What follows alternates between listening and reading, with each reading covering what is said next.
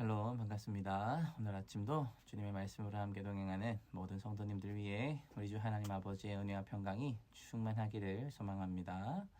우리 오늘 살펴볼 말씀은 시편 23편 2절의 말씀 우리 같이 한번 살펴보겠습니다. 그가 나를 푸른 풀밭에 누이시며 쉴 만한 물가로 인도하시는도다. 아멘. 우리 앞에 두 번의 말씀을 통해서 우리의 목자 되시는 하나님, 그리고 우리를 부족함 없이 채우시는 하나님에 대해서 함께 나누고 고백했습니다. 그럼 이제 우리 2절 말씀을 통해서 나를 쉴만한 물가에 누이신다라는 것이 무엇인지를 한번 우리의 삶을 통해서 돌아보고 또 말씀을 통해서 살펴보는 귀한 은혜의 시간 되기를 소망합니다. 여러분, 우리의 인생이 항상 풍족하고 만족스러우신가요? 아니죠. 늘 어딘가 부족한 게 있습니다. 우리가 지난번 말씀을 통해서도 살펴봤지만 우리 하나님 우리에게 부족함 없이 채우시는 분이지 넘치시게 채우시는 분이 아니라는 겁니다. 자, 그렇다면 우리가 인생을 살아가면서 이것만 좀 있으면 좋겠다, 저것만 좀 더 있으면 좋겠다, 이렇게 하면서 만족함 없는 인생을 살아가는 순간이 많은데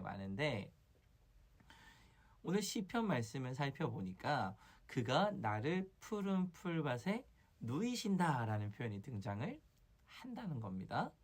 여러분, 그러면 양들이 목자가 양을 칠 때 양들이 푸른 풀밭에 누우려면 어떻게 해야 되는지 아십니까? 막 때리면 되나요? 누워 막 이렇게 강압적으로 눕히면 될까요? 아닙니다. 양들이 풀밭에 누우려면 적어도 4가지 정도의 조건이 충족이 되어야 풀밭에 누운다고 합니다. 우선 첫 번째로 주변에 대적이 없어야 됩니다.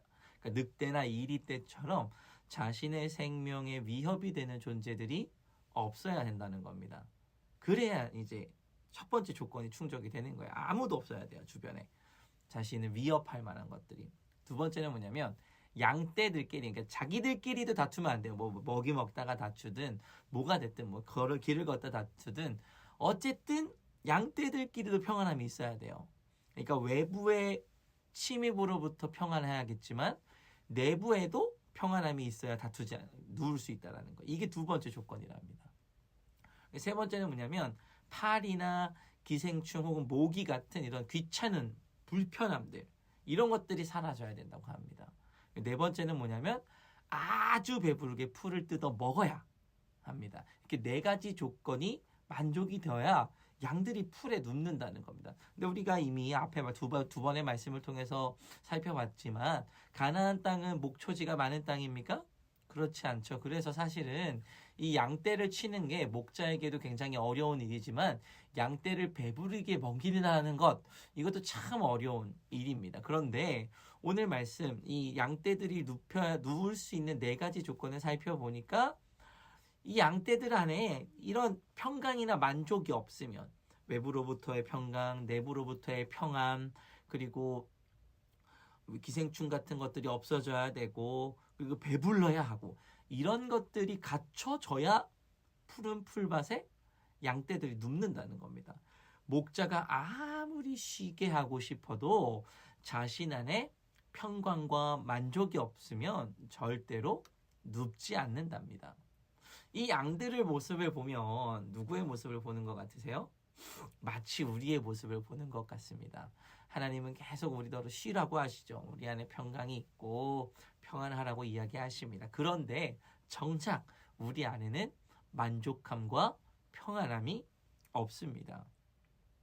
근데 오늘 시편 23편 2절에 다윗을 통하여 하신 이 고백을 보니까 하나님을 목자로 삼으면 이러한 평강과 만족이 있다고 고백하고 있는 것을 우리가 볼 수 있습니다.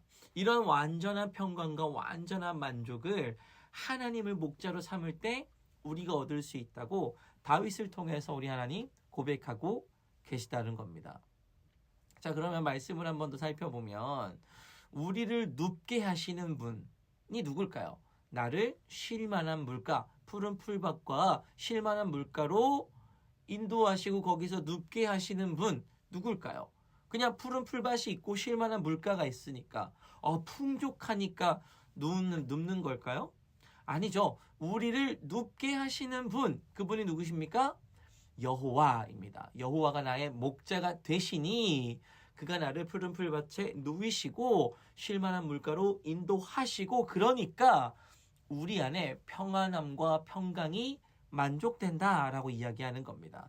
나의 목자가 나를 누울 만큼 평안하게 하시고, 그가 나를 푸른 풀밭도 주시고, 그가 나를 누울 만한 환경으로 인도해 주신다. 여호와가 나의 목자가 되어 주시면, 우리가 여호와를 나의 목자로 고백한다면 우리 하나님 나를 누울 만큼 평안함과 평강함이 있는 곳으로 나를 인도하실 것이다 라고 고백하는 겁니다. 사랑하는 성도 여러분, 만약에 목자가 없이 양떼가 푸른 풀밭 쉴만한 물가에 있다고 한들 양떼가 편히 쉴 수 있을까요? 아니죠. 결국 양이 쉬기 위한 필요 충분 조건은 누구입니까? 목자가 있어야 되는 겁니다. 목자가 있어야 외부의 공격으로부터 안전할 수 있습니다. 목자가 있어야 우리 안에 있는 분쟁을 해결할 수 있습니다. 목자가 있어야 우리가 푸른 풀밭으로 가서 배부리 먹을 수 있고, 목자가 있어야 우리의 모든 어려움들 정리해주는 평안함을 받을 수 있는 겁니다. 하나님이 내 목자가 되어야 내게 만족함이 있고 평안함이 있는 겁니다. 우리의 만족과 평안함을 우리는 늘 외부의 평안함과 외부의 풍족함으로 삼고 살아가려고 합니다. 목자가 있어야 평안한 인생인 걸 우리는 늘 망각하고 살아가고 있다는 겁니다.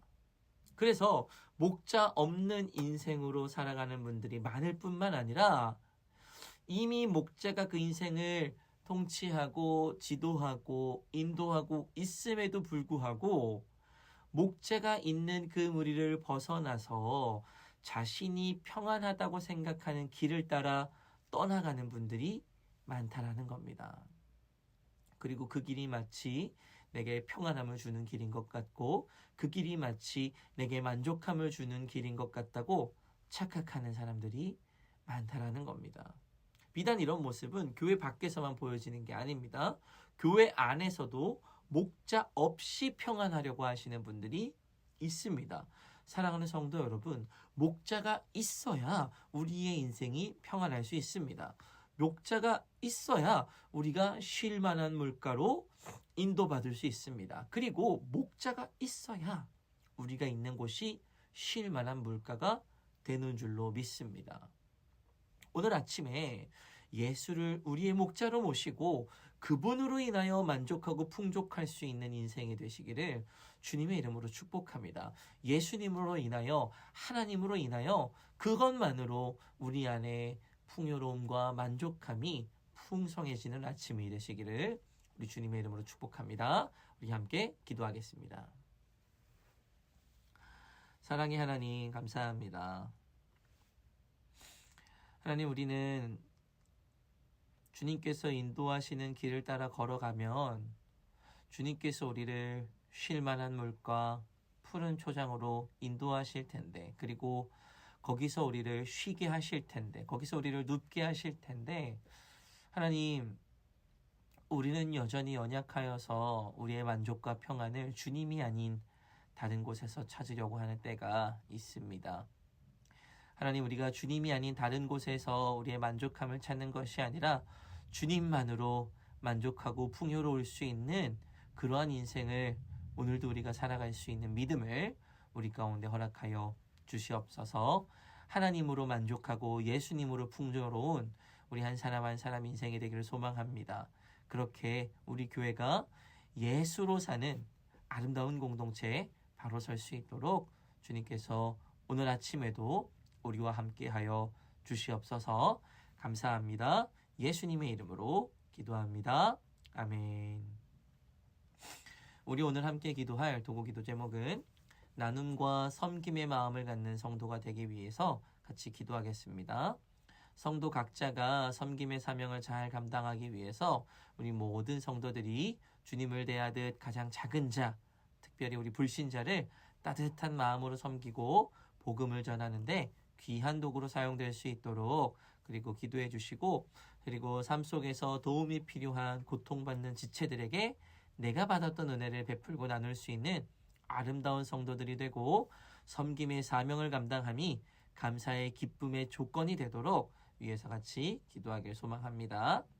두 번째로, 초대교회 성도들처럼 서로 돌보는 교회가 되기를 소망하며 같이 기도하길 원합니다.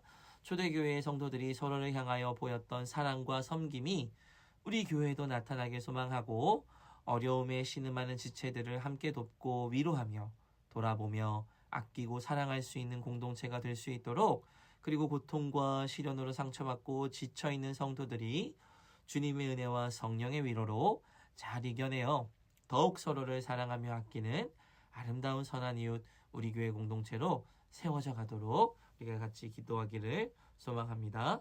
그리고 마지막으로 우리 교회를 위하여 기도하실 때 육신의 질병으로 치료 중에 있는 식구들과 생활에 어려움을 겪고 있는 식구들과 군 복무 중인 형제들과 타 지역에서 머물고 있는 교회 식구들과 학업 중에 있는 청년들을 위해 기도하시고, 각자 기도 제목 가지고 함께 기도하겠습니다. 우리 같이 기도하겠습니다.